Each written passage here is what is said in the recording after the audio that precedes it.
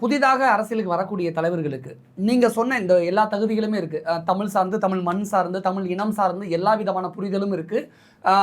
ஏதாவது ஒரு விஷயம்னா களத்தில் இறங்கி துணிச்சலாக நிற்கக்கூடிய ஒரு தைரியம் இருக்குன்னா அப்படிப்பட்ட ஒரு புதிய அரசியல் தலைவர்களை நீங்கள் ஆதரிப்பீர்களா?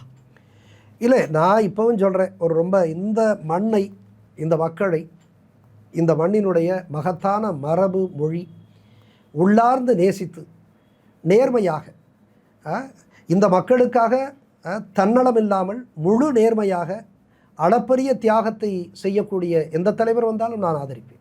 நடிகர் விஜய் நடிப்பில் ஏஆர் முருகதாஸ் டைரக்ஷனில் சர்க்கார் அப்படின்னு ஒரு படம் வந்தது.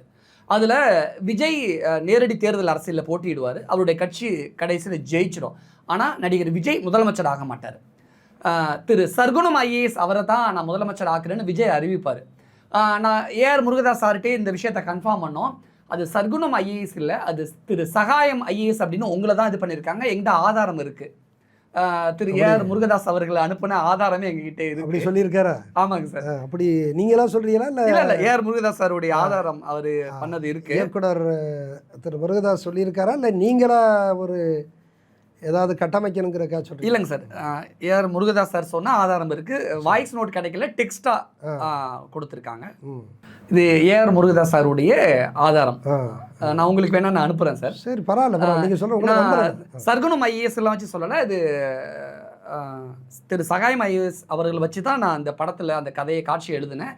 விஜய் கிட்ட சொன்னால் அதை அக்செப்ட் பண்ணிக்கிட்டாரு அப்படின்னு சொல்லியிருந்தாரு. ஆனால் கடைசியில் என்ன சொல்லியிருக்காருன்னா, இது வந்து என்னுடைய தனிப்பட்ட விருப்பமாக அந்த நேரத்தில் இருந்துச்சு அப்படின்னு அந்த பதிவில் முடிக்கிறார் ஏஆர் முருகதாஸ் அவர்கள்.